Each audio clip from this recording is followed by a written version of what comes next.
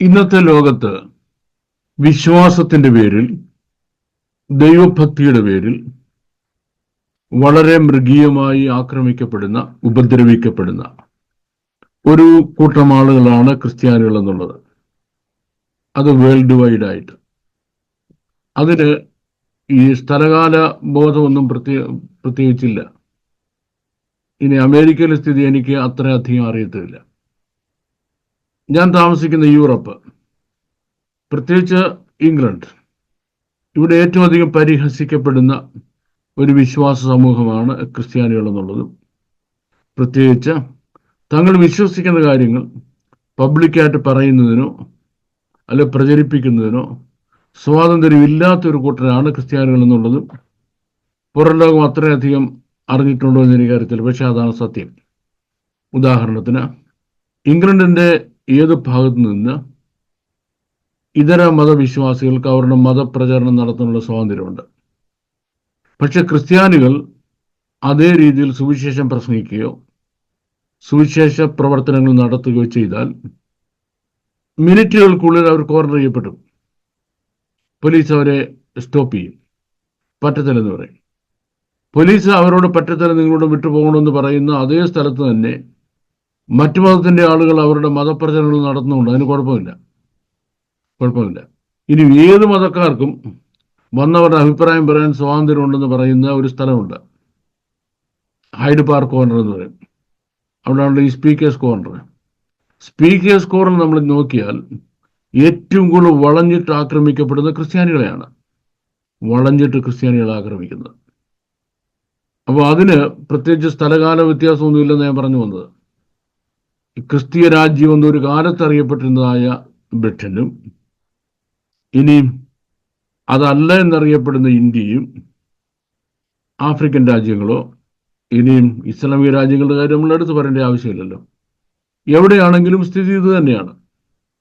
അപ്പോൾ സ്വാഭാവികമായിട്ട് ഒരു ചോദ്യം ക്രിസ്ത്യാനികളായിരിക്കുന്ന ആളുകളുടെ തന്നെ മനസ്സിൽ ഉയരും.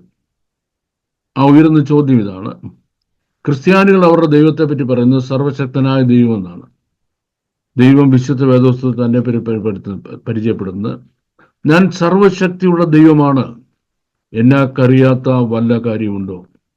അബ്രഹാമേ, ഞാൻ സർവശക്തനായ ദൈവമാണ്, എന്നാൽ കഴിയാത്ത വല്ല കാര്യമുണ്ടോ? ഞാൻ സകല ജഡത്തിൻ്റെയും ദൈവമായ യഹോവയാണ്, എന്നാൽ കഴിയാത്ത വല്ല കാര്യമുണ്ടോ? അപ്പൊ ഞാൻ സർവശക്തനാണ്, എന്നാൽ കഴിയാത്ത ഒരു കാര്യമില്ലെന്ന് ഒരു ഭാഗത്ത് ദൈവം പറയുമ്പോൾ തന്നെ ആ ദൈവത്തിന്റെ മക്കളെന്ന് അവകാശപ്പെടുന്നതായ ദൈവമക്കൾ ക്രിസ്ത്യാനികൾ വളരെ നിന്ദ്യവും പൈശാചികവും മൃഗീയമായ രീതിയിൽ പീഡിപ്പിക്കപ്പെടുമ്പോൾ അവിടെ ഒരു പ്രത്യാക്രമണം, ഒരു കൗണ്ടർ അറ്റാക്ക് ഉണ്ടാകുന്നില്ല. ആരുടെ ഭാഗത്തു നിന്ന്? ദൈവത്തിന്റെ ഭാഗത്തു നിന്ന്. രണ്ടാമത്തെ കാര്യം, it has not been very much stopped. ഒരുപാടിടത്തും അത് തടയപ്പെടുന്നില്ല. ദാറ്റ് മീൻസ് തടയപ്പെടുന്നില്ലെന്ന് പറയുമ്പോൾ പറയാൻ കാര്യമുണ്ട്. ഒരു ഇൻവിസിബിൾ ഹാൻഡ് വന്നിട്ട്, അദൃശ്യമായ ദൈവകരം വന്നിട്ട് പെട്ടെന്ന് ഇവരെ ഉപദ്രവിക്കാൻ ശ്രമിക്കുന്ന ആളുകളെ തടയുന്നില്ല. ഇത് ധാരാളം ക്രിസ്ത്യാനികളിലും ദൈവമക്കളിലും ആശയക്കുഴപ്പമുണ്ടാക്കാവുന്ന ഒരു കാര്യമാണ്. അതെന്തുകൊണ്ടാണ് ആശയക്കുഴപ്പം ഉണ്ടാക്കുന്നത്?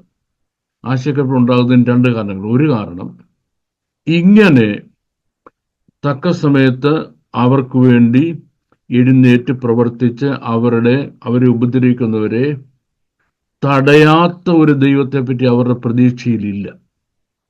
കാരണം വിശുദ്ധ വേദപുസ്തകത്തിന്റെ രണ്ട് ഭാഗങ്ങൾ പിന്നെ മുമ്പുള്ള വീഡിയോയിൽ പറഞ്ഞിട്ടുണ്ട്. The old testament and the new testament എന്ന് പറയുന്ന the first covenant and the received covenant.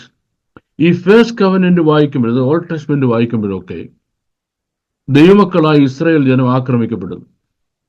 Israel ജനം ആക്രമിക്കപ്പെടുമ്പോൾ അതിന്റെ കാരണക്കാർ അവരാണെങ്കിൽ അവർ ചെയ്ത തെറ്റ് കാരണം അവർ റിപ്പന്റ് ചെയ്യാത്തത് കൊണ്ട് അവരെ റിപ്പൻറ്റൻസിലേക്ക് നയിക്കുന്നതിന് വേണ്ടി ദൈവം അവരെ ശത്രുക്കളുടെ കയ്യിൽ ഏൽപ്പിക്കുകയാണെങ്കിൽ ദൈവം ആ സമയത്ത് അവരെ സഹായിക്കത്തില്ല. കാര്യം അവര് നല്ല അടിമേടിച്ച് മാനസാന്തരപ്പെട്ട് മര്യാദരാകുമാരുടെ തിരിച്ചു വരണം. ഇനി അതല്ല, അവർ മര്യാദയ്ക്ക് താമസിക്കുമ്പോൾ തന്നെ ശത്രുക്കൾ അവരെ ആക്രമിക്കുകയാണ്, ഉപദ്രവിക്കുകയാണെന്നിരിക്കട്ടെ, ഒന്ന് ദൈവം അത് തടയും. ദൈവം അത് തടയും, ശത്രുവിന്റെ സൈന്യത്തെ. ഇനി അതല്ല, ചിലപ്പോൾ ദൈവം തടയത്തില്ല. എന്താ പറയാം, ചില മക്കളെ അടിക്കാൻ പറയും.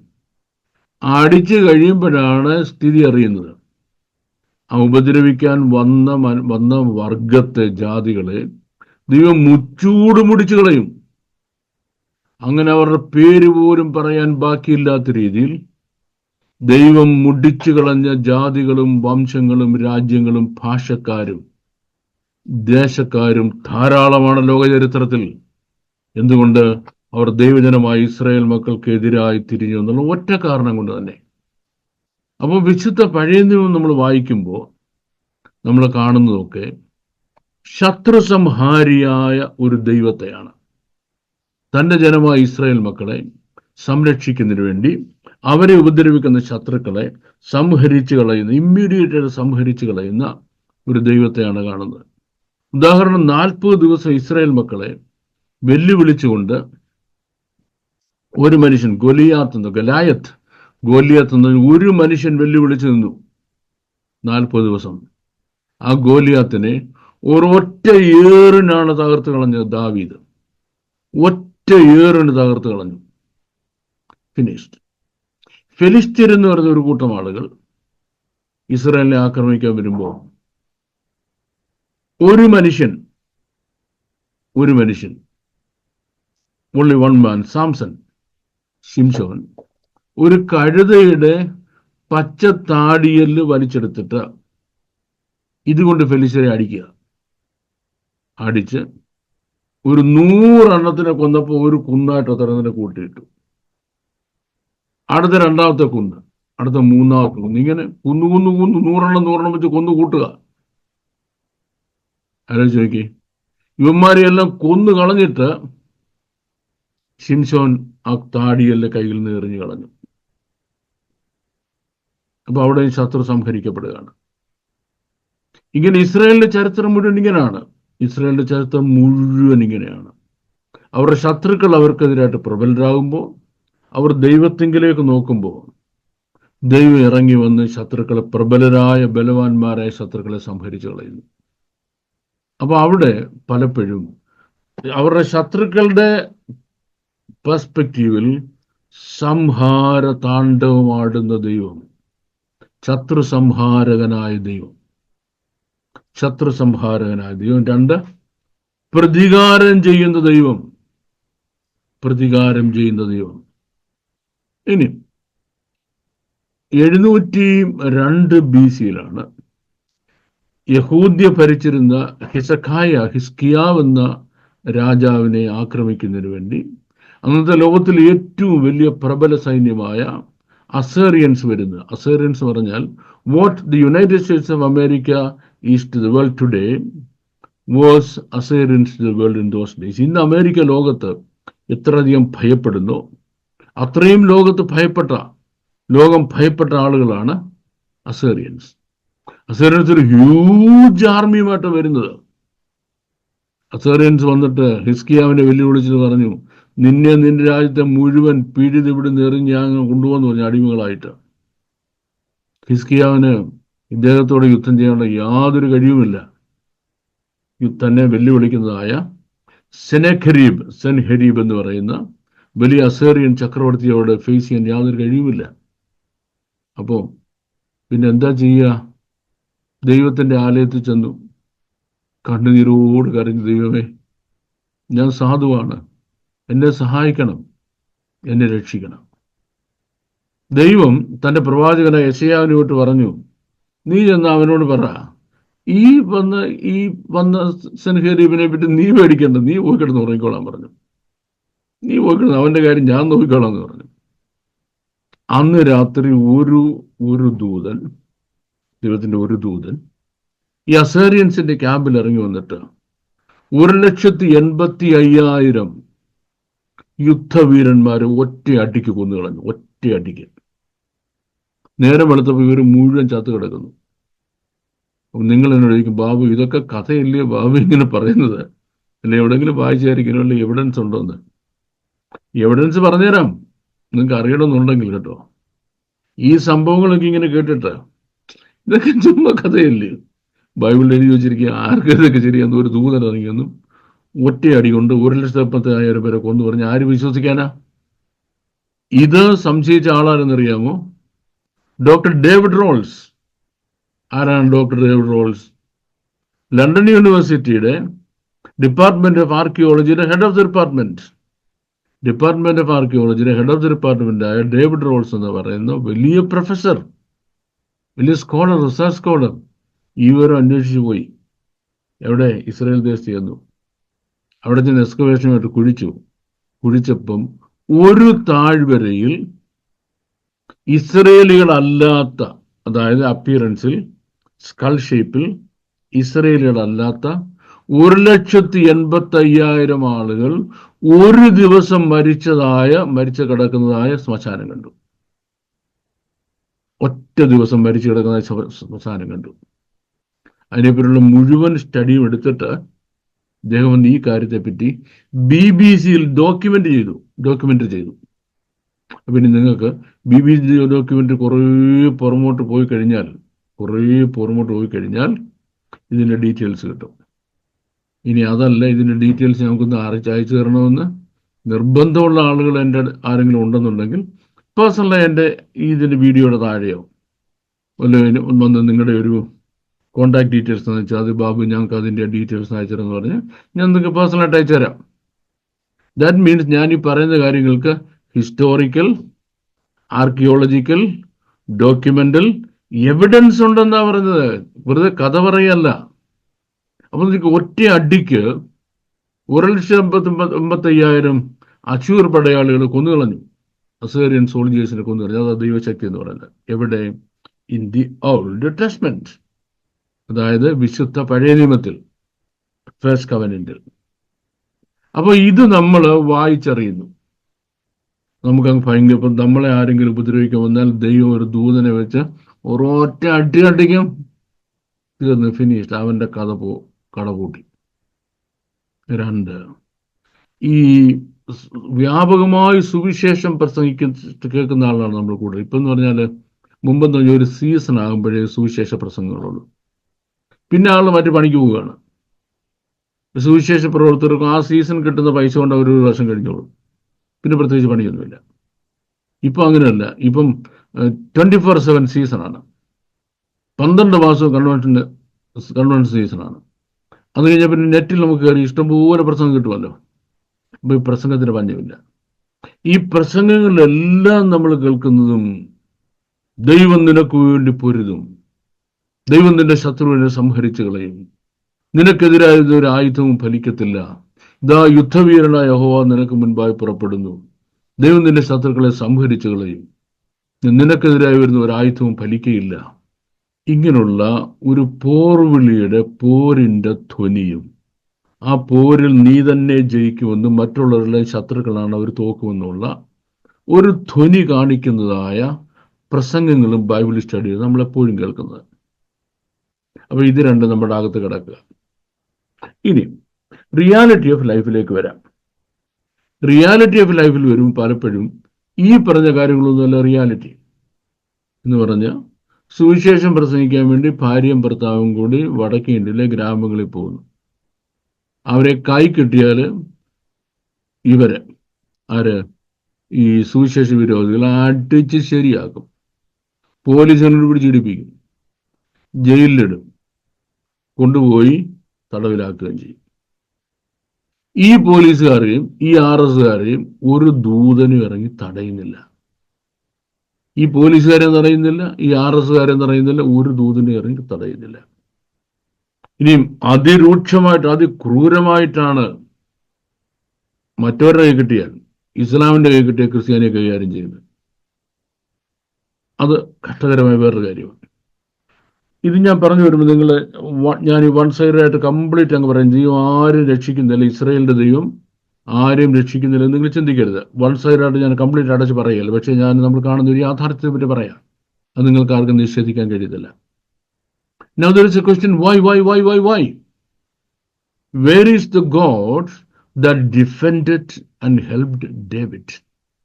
ദാവീദിനെ സഹായിച്ച, ശത്രുക്കളെ സംരക്ഷിച്ച, ശിംശോനെ രക്ഷിച്ച, ഹിസ്കിയാവിന് വേണ്ടി പ്രവർത്തിച്ച ഗിദെയോന്റെ ദൈവം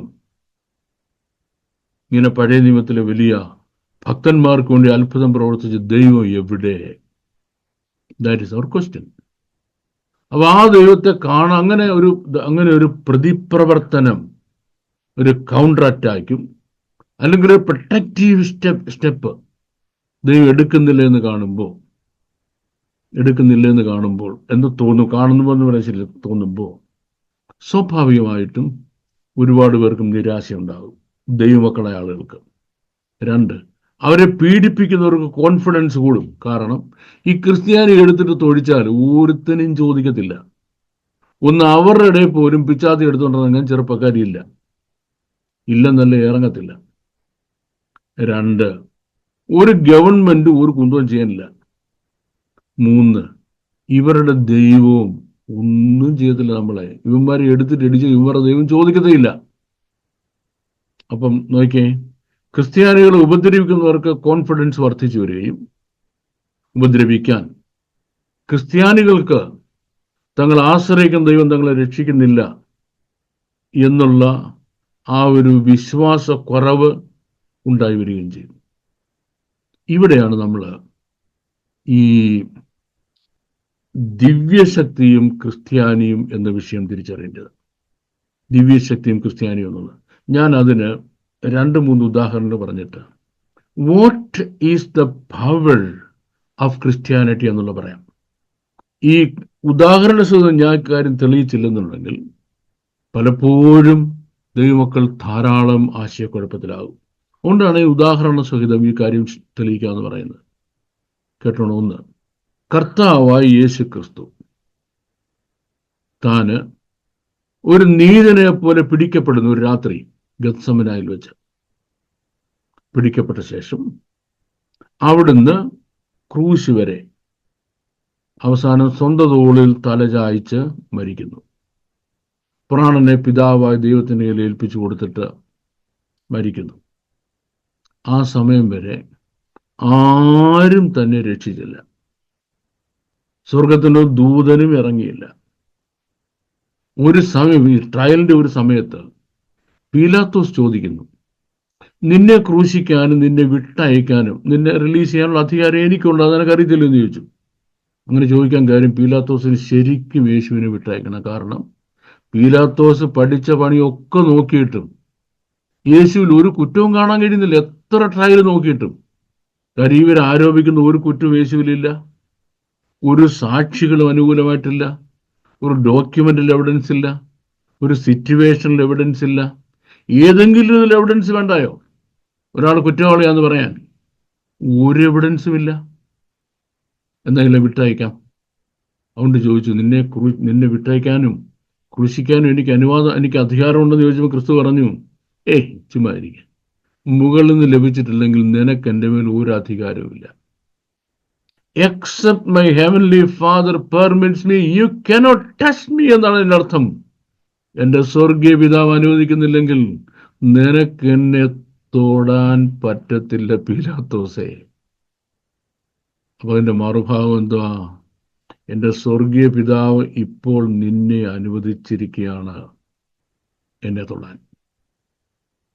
അപ്പൊ ദൈവമക്കളായി നമ്മളെ ഉപദ്രവിക്കുന്നതിന്, പീഡിപ്പിക്കുന്നതിന്, കൊല്ലുന്നതിന് ചില സമയങ്ങളിൽ സ്വർഗീയ പിതാവ് ദുഷ്ടനെ അനുവദിക്കും. യെസ്, തീർച്ചയായിട്ടും അതിന് ദൈവത്തിന്റെ പേർപ്പസ് ഉണ്ട്. ദൈവത്തിന്റെ പേർപ്പസ് ഉണ്ട്. എല്ലായ്പ്പോഴും അനുവദിക്കുന്നല്ല ഞാൻ പറഞ്ഞത്, എപ്പോഴും അനുവദിച്ചുകൊണ്ടിരിക്കും, നമ്മളെ അങ്ങ് വിട്ടുകൊടുത്തിരിക്കുകയാണ് എന്നല്ല അതിനർത്ഥം. അങ്ങനെയുള്ള സന്ദർഭങ്ങളിൽ നമ്മൾ വളരെ ക്രൂരവും നീചവും പൈശാചികമായി ഉപദ്രവിക്കപ്പെടുന്നു. വളരെ നീചവും ക്രൂരവും പൈശാചികമായി ഉപദ്രവിക്കപ്പെടുന്നു. അതൊരു ഫാക്റ്റാണ്. അപ്പോസ്തലനായ പൗലോസ് പറഞ്ഞത്, നിന്റെ നിമിത്തം ഞങ്ങളെ ഇടപെടാതെ കൊല്ലുന്നു, അറപ്പാനുള്ള ആടുകളെ പോലെ ഞങ്ങളെ എണ്ണിയിരിക്കുന്നു. അറപ്പാനുള്ള ആടുകളെ, കണ്ടിക്കാൻ കൊണ്ടുവന്ന ആടുകളോട് ആരെങ്കിലും കരുണ കാണിക്കുമോ? വലിച്ചു തിരിച്ചങ്ങോട്ട് കൊണ്ടുപോവുക, ഇങ്ങോട്ട് കയറി കഴുത്തിന് പിടിക്കുക, പിച്ചാത്തി കയറ്റുക. ഇങ്ങനെ ഞങ്ങളെ കാണുന്നത്. നിന്റെ നിമിത്തം ഞങ്ങൾ ഇടപെടാതെ കൊല്ലുന്നു. We are permanently persecuted. We been permanently persecuted. We have been treated as sheep for slaughter. അറപ്പാനുള്ള ആടുകളെ പോലെ ഞങ്ങൾ എണ്ണിയിരിക്കുക. അപ്പം അതാണ് ഞങ്ങളുടെ ഒരു റിയാലിറ്റി എന്ന് പറയുന്നത്. അത് എപ്പോഴുമല്ല, ഇറ്റ്സ് നോട്ട് ഓൾവേസ്. അപ്പം then was Christ A failure? That's A next question. അതുകൊണ്ട് യേശു ക്രിസ്തു ഒരു ഫെയിലിയർ ആയിരുന്നു? നെവർ. അത്രയും സക്സസ്ഫുൾ ആയ ഒരു മനുഷ്യൻ ലോക ചരിത്രത്തിൽ ഉണ്ടായിട്ടില്ല. History has never seen a person so successful as the Lord Jesus Christ himself was. കർത്താവായ യേശു ക്രിസ്തുവിനെ പോലെ സക്സസ്ഫുൾ ആയ വിക്ടോറിയസ് ആയ ഒരു മനുഷ്യൻ ലോക ചരിത്രത്തിൽ ഉണ്ടായിട്ടില്ല. ഞാൻ മനുഷ്യൻ എന്ന് പ്രത്യേകം പറഞ്ഞ കേട്ടോ, കാര്യം ദൈവം ജയിച്ചു എന്ന് പറയുന്നതിൽ യാതൊരു കാര്യമില്ല. എ മാൻ, ബലഹീനതയിൽ ക്രൂശിക്കപ്പെട്ടു എന്നാണ്. ബലഹീനനായ ഒരു മനുഷ്യനായി ബലഹീനതയിൽ ക്രൂശിക്കപ്പെട്ടു. ബലഹീനായ മനുഷ്യനായിട്ട് ക്രൂശിക്കപ്പെട്ടതാണ്. ക്രൂശിച്ചത് മനുഷ്യനെയാണ്. ക്രൂശിച്ചത് മനുഷ്യനെയാണ്. ബലഹീനതയിൽ ക്രിസ്തു ക്രൂശിക്കപ്പെടുകയായിരുന്നു. Okay, now the question. തൻ്റെ അപ്പോസ്തലന്മാർ, യേശു ക്രിസ്തുവിൻ്റെ അപ്പോസ്തലനായ പൗലോസ് ഒരു സ്ഥലത്ത് സുവിശേഷം പ്രസംഗിക്കാൻ ചെന്നു. സുവിശേഷം പ്രസംഗിക്കുന്നു. പിറവിയിലെ മുടന്തനായ ഒരു മനുഷ്യനെ കണ്ടു. അവനെ എഴുന്നേൽപ്പിച്ചു. ഇത് കണ്ടപ്പോൾ ആൾ വിചാരിച്ചു ഇയാൾ ദൂതനായിരിക്കുമെന്ന്. ഉടനെ അയാളെ ആരാധിക്കുന്നതിന് വേണ്ടി മൃഗത്തെയൊക്കെ ഇറക്കാൻ കൊണ്ടുവന്നു. തടഞ്ഞു. ചെയ്യരുതെന്ന് പറഞ്ഞു. ഞാനല്ല ദൈവം, സ്വർഗസ്ഥനായ ദൈവമാണെന്ന് പറഞ്ഞു. യഹൂദന്മാർ യേശുവിനെ യഹൂദന്മാർ വന്നിട്ട് ആളുകളെ കലക്കി പൗലോസിനെ കൊല്ലണമെന്ന് പറഞ്ഞു. അവർ വളഞ്ഞു നിന്ന് കല്ലെറിഞ്ഞു കൊന്നു. ചത്തെന്ന് ഉറപ്പായപ്പം എടുത്ത് ഓടയ്ക്കകത്തിട്ടിട്ട് പോയി. ഇത് ലിസ്ട്ര എന്ന് പറയുന്ന സ്ഥലം സംഭവിക്കുന്നതാണ്. ഇപ്പം ഞങ്ങൾ പറയും ഈ നല്ല പട്ടിയാന്ന് തല്ലിക്കൊല്ലും, പേപ്പട്ടിയായി എറിഞ്ഞു കൊല്ലുന്നത്. പേപ്പട്ടിയെ പോലെ ഈ മനുഷ്യനെ എറിഞ്ഞു കൊല്ലുമ്പോൾ ഇദ്ദേഹത്തിന് ആ കൈ അവിടെ തടയപ്പെടട്ടെ, ആ കല്ലവിടെ നിൽക്കട്ടെ, യേശുവിന്റെ നാമത്തിൽ ആ കല്ലവിടെ നിൽക്കട്ടെ, യേശുവിന്റെ നാമത്തിൽ അവന്റെ കൈ ഇനി പൊങ്ങാതിരിക്കട്ടെ എന്ന് പറഞ്ഞാൽ, അങ്ങനെ പറഞ്ഞില്ലെന്നുള്ള കാര്യം തിരിഞ്ഞോളാൻ പറഞ്ഞു. ഏറ് മുഴുവൻ കൊണ്ടു. അവസാനത്തെ ഏറിൽ തീർന്ന് കാറ്റും പോയി. ഇതാ എടുത്ത് ഓടക്കെട്ടിട്ട് പോയി. പക്ഷെ ആള് തീർന്ന അവർ വിചാരിച്ചു, എറിഞ്ഞവർ വിചാരിച്ചു തീർന്നെന്ന്. പക്ഷെ എവിടെ എറിഞ്ഞിട്ടോ അവിടുന്ന് എഴുന്നേറ്റു. എഴുന്നേറ്റ് അവിടെ തന്നെ പ്രസംഗിച്ചു. എന്താ പ്രസംഗിക്കുന്നത്? പ്രസംഗിക്കുന്നത് ഇതാണ്. ക്രിസ്തുവിൽ വിശ്വസിപ്പാൻ മാത്രമല്ല, ക്രിസ്തുവിന് വേണ്ടി കഷ്ടം സഹിപ്പാനും വരം ലഭിച്ചവരാ ഞങ്ങൾ, അല്ലേ? അതുകൊണ്ട് എന്ത് ചെയ്യണം? മറ്റുള്ളവർ പറയുക, ക്രിസ്തുവേശുവിൽ നിലനിൽക്കണമെന്നും വിശ്വാസത്തിൽ നിലനിൽക്കണമെന്നും നാം അനേകം കഷ്ടങ്ങളിൽ കൂടെ ദൈവരാജ്യത്തിൽ പ്രവേശിക്കേണ്ടവരുമാണ്. നാം അനേക കഷ്ടങ്ങളിൽ കൂടെ ദൈവരാജ്യത്തിൽ പ്രവേശിക്കേണ്ടവരാണ്. അപ്പൊ കല്ലെറിഞ്ഞുകൊണ്ട് തീർന്നില്ല. അപ്പോസ്തലന്മാരുടെ ചരിത്രം എന്ന് പറയുന്നത് അവരെല്ലാവരും ഉപദ്രവിക്കപ്പെടാത്ത ആരുമില്ല. രക്തസാക്ഷി മരണം ലഭിക്കാത്ത ഒരാൾ മാത്രമല്ല യോഹന്നാൻ. അദ്ദേഹം രക്തസാക്ഷി ആകേണ്ടി വന്നു, പക്ഷെ അതിൽ മരിച്ചില്ല. സംഭവിച്ചെന്താണ്? ഉപദ്രവിക്കപ്പെടും തോറും അവർ ബലവാന്മാരായി തീർന്നുകൊണ്ടിരുന്നു. The more they were persecuted, the more powerful they became. അതിൻ്റെ അർത്ഥം ദൈവം ഒരിക്കലും അവരെ രക്ഷിച്ചില്ല എന്നും രക്ഷിക്കത്തില്ല എന്നും അല്ല. അപ്പോസ്തലനെ പത്രോസിനെ പിടിച്ച് കാരാഗ്രഹത്തിനകത്ത് അകത്തിട്ട് പൂട്ടി. രാത്രി ഒരു ദൂതൻ ചെന്നിട്ട് കാരാഗ്രഹത്തിന്റെ വാതിലെല്ലാം തുറന്ന് ഇറക്കി വിട്ടു, നീ പൊക്കോളം പറഞ്ഞു. ഇതേ പൗലോസിനെ പിടിച്ച് ഫിലിപ്പിയിൽ വെച്ച് റോമൻ കാരാഗ്രഹത്തിലാക്കി അകത്തെ മുറിക്കകത്ത് കൊണ്ടിട്ട് കാരാമത്തിലിട്ട് പൂട്ടിയപ്പം പൗലോസ് എന്ത് ചെയ്തു? പൗലോസ് ശീലാസും കൂടെ അന്ന് രാത്രിയും പാടി സ്തുതിച്ചു. അന്ന് രാത്രിയും പാടി സ്തുതിച്ചു. ഈ പാടി സ്തുതിച്ചു കൊണ്ടിരുന്നപ്പോ കാരാഗൃഹത്തിന്റെ അടിസ്ഥാനം ഇളകി, ചങ്ങലയൊക്കെ കയ്യിൽ നിന്ന് അടിഞ്ഞു എല്ലാവരുടെയും കയ്യിൽ നിന്ന്. അങ്ങനെ ദൈവം വിടുവിക്കുന്ന അനേക സംഭവങ്ങളുണ്ട്. അപ്പൊ ക്രിസ്ത്യാനിയെ ദൈവം കഷ്ടത്തിന് ഏൽപ്പിക്കുകയാണ്, അടക്കാനുള്ള ആടിനെ പോലെ ഏൽപ്പിച്ചിരിക്കുകയാണ്. അവനെ രക്ഷിക്കത്തില്ല എന്നല്ല അതിന്റെ അർത്ഥം. അവന് എന്തിനാണ് ദൈവം രക്ഷിക്കാതിരിക്കുന്നത്? രക്ഷിക്കാതിരിക്കുമ്പോൾ മാനിഫെസ്റ്റഡ് ആവുന്ന ഒരു പവർ ഉണ്ട്. അപ്പോൾ സോഫ്റ്റ് പവർ ഓഫ് ക്രിസ്ത്യാനിറ്റി എന്ന് പറയും. Soft power of Christianity. അപ്പൊ എങ്ങനെയാണ് ശത്രുവിനെ ജയിച്ചത്? എറിഞ്ഞു കൊന്നു. ഇനി നിനക്ക് അതിനപ്പുറം എന്തെങ്കിലും ചെയ്യാനുണ്ടോ? ഒന്നും ചെയ്യാനില്ല. പക്ഷെ ആ കൊന്നടത്ത് എഴുന്നേറ്റ് നിന്ന് സുവിശേഷം പ്രസംഗിക്കുമ്പോൾ ശത്രുവിന് എന്തോ പറ്റി? അവൻ ലജ്ജിച്ച് തല താഴ്ത്തി. നസ്രായനായ യേശുവിനെ ക്രൂശിൽ കയറ്റി കൊന്നുകളഞ്ഞു. കൊന്നുകളഞ്ഞപ്പോൾ എന്ത് ചെയ്തു? ശിഷ്യന്മാർ പ്രസംഗിക്കുക, നിങ്ങൾ ക്രൂശിച്ച ഈ യേശുവിനെ ദൈവം ഉയർത്തെഴുന്നേൽപ്പിച്ചു. മരണത്തെ വെല്ലുവിളിച്ചുകൊണ്ട് വിശ്വാസം പ്രസംഗിക്കാൻ കഴിയുന്ന ഒരു കൂട്ടം ആളുകളുണ്ട്, മരണത്തെ വെല്ലുവിളിച്ചുകൊണ്ട്. എന്താ ഞങ്ങളുടെ വെല്ലുവിളി? മരണമേ നിന്റെ ജയം എവിടെ? പാതാളമേ നിന്റെ വിഷമുള്ളെവിടെ? എന്തുകൊണ്ടാണ്? മരണത്തെ ജയിച്ച് ഉയർത്തെഴുന്നേൽപ്പിച്ച ഒരാളാണ് ഞങ്ങളുടെ ഹീറോ, കർത്താവായ യേശു ക്രിസ്തു. അപ്പൊ ഈ കർത്താവായ യേശു ക്രിസ്തു ഞങ്ങളെ രക്ഷിക്കുന്നതും രക്ഷിക്കാതിരിക്കുന്നതും, ഞങ്ങളെ പ്രശ്നത്തിൽ നിന്ന് വിടുവിക്കുന്നതും വിടുവിക്കാതിരിക്കുന്നതും, അത് തൻ്റെ ഹിതത്തിൽപ്പെട്ട കാര്യമാണ്. ചില വേള ഞങ്ങളെ താൻ ശത്രുവിൻ്റെ കരങ്ങളിൽ ഏൽപ്പിച്ചു കൊടുക്കും. എന്തിനാ ഏൽപ്പിച്ചു കൊടുക്കുന്നത്? So that the soft power of Christianity is manifested. Christianity ജയിച്ചതൊക്കെ അവരുടെ സോഫ്റ്റ് പവറിലാണ്. അവരുടെ സോഫ്റ്റ് പവറിലാണ് ക്രിസ്ത്യാനിറ്റി ജയിച്ചതൊക്കെ. അപ്പോസ്തലന്മാരാരും അവരുടെ കൂടെ ഈ വടിവാള് കൂട്ടരെ കൊണ്ട് നടന്നില്ല. പിച്ചാത്തി കുട്ടന്മാരെ ട്രെയിൻ ചെയ്ത് കൊണ്ട് നടന്നില്ല. ബോംബുണ്ടാക്കുന്നവരെ കൊണ്ട് നടന്നില്ല. എന്തുകൊണ്ടാണ് ബോംബുണ്ടാക്കുന്നവരെ കൊണ്ട് നടക്കാഞ്ഞത്? ഞങ്ങളുടെ കയ്യിൽ ഓൾറെഡി ബോംബുണ്ട്. ഞങ്ങളുടെ കയ്യിൽ ഓൾറെഡി ബോംബുണ്ട്. രസകരമായ ഒരു സംഭവം ഞാൻ പറയാമേ. ഈ സെക്കൻഡ് വേൾഡ് വാർ ടൈമിലാണ് പട്ടാളക്കാർ ഇങ്ങനെ ക്യാമ്പുകൾ കിടക്കുകയല്ലേ. അപ്പോൾ ഒരു പടയാളി ഇങ്ങനെ കാവൽ നിൽക്കും.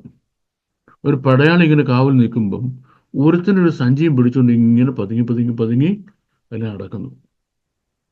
അതിനെ ചെറിയ കോളർ പിടിച്ച് നിർത്തി.